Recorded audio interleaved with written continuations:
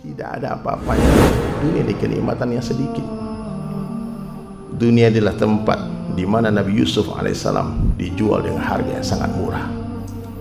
Dunia ini adalah tempat di mana Nabi Musa alaihissalam difitnah sebagai tukang sihir. Dunia adalah tempat di mana Nabi Ibrahim alaihissalam dibakar hidup-hidup. Dunia ini adalah tempat di mana Nabi Ayub digerogoti oleh penyakit yang begitu mengerikan. Dunia adalah tempat pembuangan bagi Nabi Adam alaihissalam dari syurga. Dan dunia adalah tempat di mana baginda Rasulullah SAW diludahi, dilempar batu, bahkan mau dibunuh. Tempat di mana Nabi menangis, menetes darah Nabi. Jadi jangan berharap lebih dari dunia. Dunia bukan tempat tinggal, dunia tempat meninggal. Dunia ini tempat ujian bagi kita hadirin sekalian. Siapa yang mulia? Yang bertakwa. Yang tidak bertakwa dia hina. Ya, maka hadirin dirahmati Allah Subhanahu wa taala, kenalilah Allah. Banyak-banyak bicara kebesaran Allah.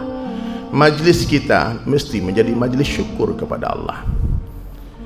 Orang kalau bersyukur Pak, meskipun dia berjalan kaki pakai sandal jepit, dia bersyukur, ya Allah terima kasih Kau telah izinkan aku berjalan.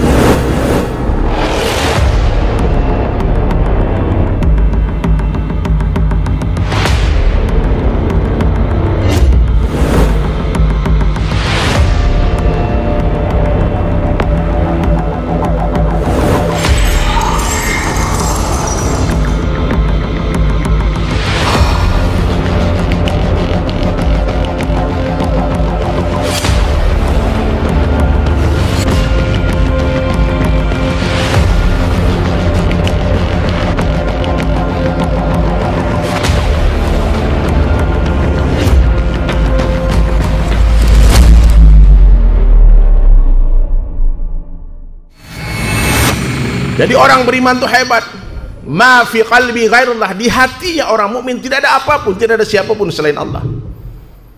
Dunia di tangan, di hati jangan. Mobil di garasi jangan masuk hati.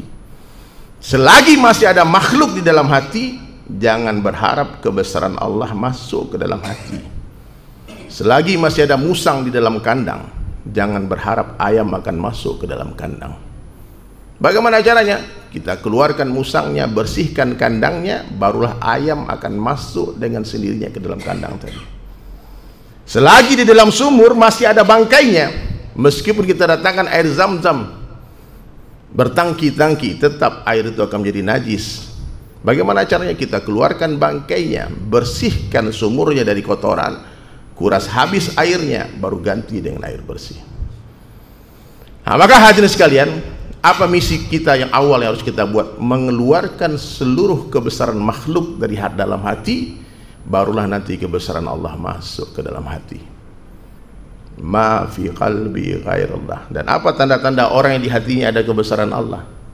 Datangnya dunia tak lagi mengembirakan hatinya, dan hilangnya dunia tak menyedihkan hatinya. Kira-kira ada enggak Pak kebesaran Allah di hati kita? Selagi kita taat kepada Allah dan Rasulnya, itulah kesuksesan yang azim, yang besar. Itu harus difahami Pak. Kekayaan di dunia bukanlah sebuah kemuliaan, kemiskinan bukanlah sebuah kehinaan. Sekarang di mana kita berdiri? Allah cuma ingin melihat kamu tuh berada di jalan siapa, di jalanku apa di jalan musuhku. Ya. Dan dunia dalam pandang Allah hakikatnya seperti sampah. Siapa yang bilang? Rasulullah yang bilang. Berkali-kali Nabi mengajak para sahabat, "Ta'al, ikut." Kemana kata sahabat? Ya Rasulullah, maukah kamu aku kenalkan dengan dunia? Mau ya Rasulullah. Maka Rasulullah datang ke tempat tumpukan sampah bersama sahabat-sahabat. Nabi katakan, hadhihi dunya. Inilah dunia. Dunia jifah. Dunia ini seperti bangkai ini. Jadi hadirin, kalau orang beriman minta dunia, lalu Allah tak beri dunia, bukan karena Allah benci Pak. Kayak Bapak datang ke rumah saya, tiba-tiba datang minta sampah Pak. Ustadz datang ke rumah saya minta sampah. Tentu saya bilang, ada masalah apa Ustadz? Masuklah ke dalam, ada makanan yang baru. Aku sudah siapkan yang lebih baik daripada sampah. Paham Pak? Mau tahu perbandingan dunia dengan akhirat? Celupkan ujung jari telunjuk kalian ke samudra yang luas, kata Nabi, dan lihatlah air yang ada di ujung jari kalian. Hadhihi dunya, itulah dunia, nothing, tidak ada apa-apanya. Kalau saja harga dunia dalam pandangan Allah sama dengan 11 sayap nyamuk, niscaya orang-orang kafir tak akan diberi minum walau seteguk air pun. Tidak ada apa-apa yang dunia ini. Dunia ini kenikmatan yang sedikit. Dunia adalah tempat di mana Nabi Yusuf alaihissalam dijual dengan harga yang sangat murah. Dunia ini adalah tempat di mana Nabi Musa alaihissalam difitnah sebagai tukang sihir. Dunia adalah tempat di mana Nabi Ibrahim alaihissalam dibakar hidup-hidup. Dunia ini adalah tempat di mana Nabi Ayub digerogoti oleh penyakit yang begitu mengerikan. Dunia ini adalah tempat pembuangan bagi Nabi Adam alaihissalam dari syurga. Dan dunia adalah tempat di mana baginda Rasulullah SAW diludahi, dilempar batu, bahkan mau dibunuh.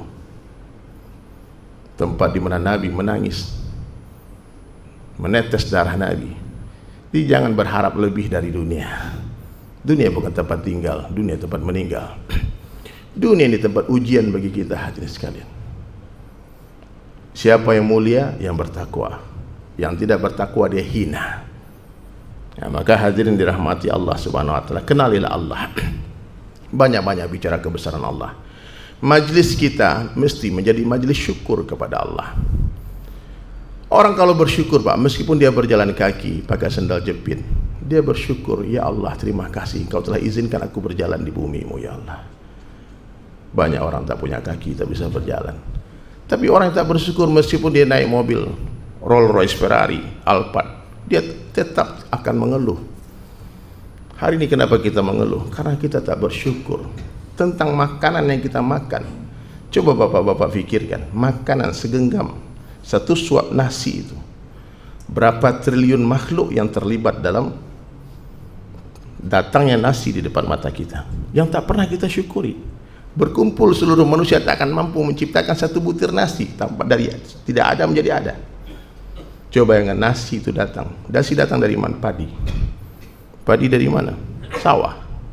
Di sawah itu siapa yang bekerja? Petani. Cobalah fikir, ada tukang pupuknya, tukang panennya, tukang masaknya, tukang bikin kompornya, api yang Allah datangkan untuk memasak nasi tadi, air yang Allah datangkan supaya nasi itu bisa matang. Bagaimana Allah hantarkan nasi ke mulut kita? Allah menggerakkan ribuan bahkan malaikat-malaikat untuk menghantarkan rezeki kepada kita. Tapi jarang kita baca bismillah dengan nama Allah, bersyukur ketika nasi masuk ke dalam kerongkongan kita. Maka mulai sekarang berfikirlah, sekali-sekali berfikir tentang pikiran kita. Siapa yang memberi kita pikiran sehingga pikiran kita bisa berfikir? Allah.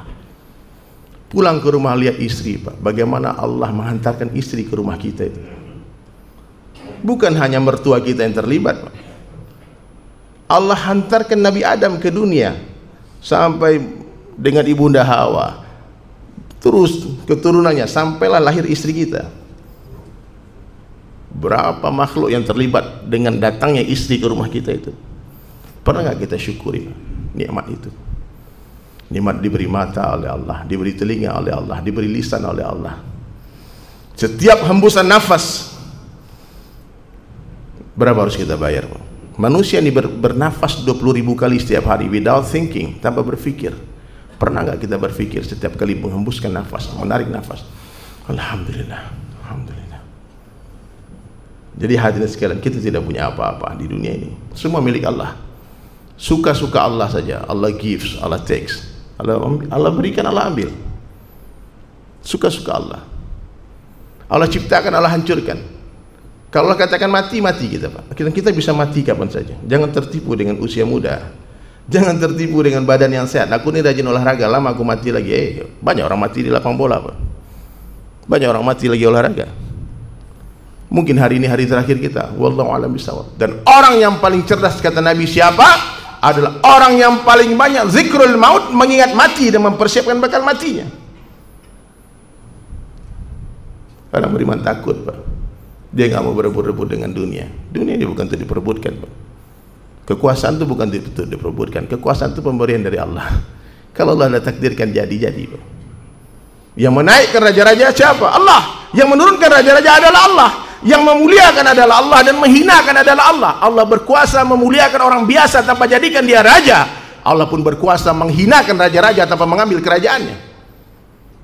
Fir'aun sampai mati jadi raja Pak. tapi terlaknat. Tidak ada orang memberi nama anaknya Fir'aun.